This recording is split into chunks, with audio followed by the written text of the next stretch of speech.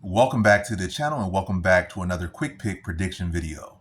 In this video, I'll be predicting the featherweight bout between Kurtis Campbell versus Danny Silva. And how do I feel about this one right here is I'll go low confidence Danny Silva to beat Kurtis Campbell.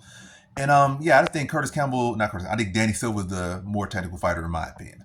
I think Kurtis Campbell's a solid fighter. He brings a lot of aggression, but um I was not super impressed by his contender series fight or really none of his other performances. Not to say they aren't good performances or whatever, but don't really feel like he's fought the best competition just yet. Feel like he's a good fighter. Got good upside, but I think Danny Silva is like a sleeper. Very solid boxing, good defense, good wrestling. A good overall fighter. I just felt like the main thing with Danny Silva is not a lack of talent or lack of skill. Maybe it's a lack of urgency and willing to push. Because even in the Kevin Vallejo's fight, when you really look at the fight, it was a really competitive fight. Vallejo's just was willing to throw a little bit more. But Vallejo's never really got off on him like he get off on a lot of other fighters. And it's never like Danny Silva was in any trouble. So yeah, Danny Silva gave him a real competitive fight in his last fight, or in his not Vallejo's last fight, but um, Danny Silva's last fight. He gave Kevin Vallejo one of his tougher tests in the UFC so far, because he is so sharp with his boxing. He does have sharp defense. He can wrestle. He's a solid guy. Some of these guys is real solid. It's just like they lose because they just get outworked. And Kurtis Campbell could definitely be that guy that outworks people.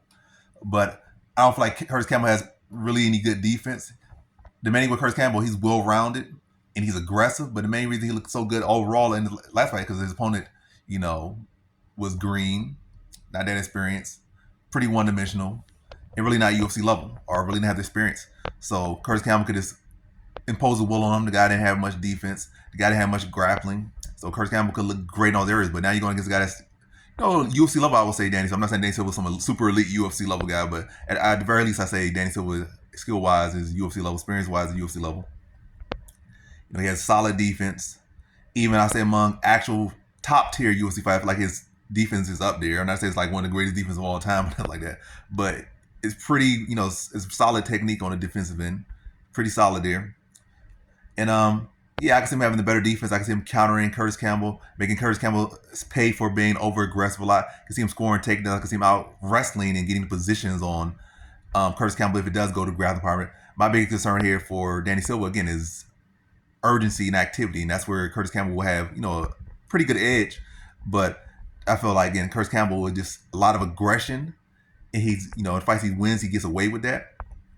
But I feel like Danny Silva, he can have the defense to take away a lot of that and can counter a lot. They also can mix in the takedowns as well. This is a lot of different threats, and to make Kurtis Campbell have to think about a lot of different things. And I'll see a decision victory here for Danny Silva. I think he'll be the cleaner striker. Might not throw as much, but he'll defend a lot better. Probably land a little bit more and land at a higher percentage. Win a positional battle for the most part, and be able to eke out a decision over Kurtis Campbell here in a somewhat upset victory here. So in this one, I got Danny Silva via decision.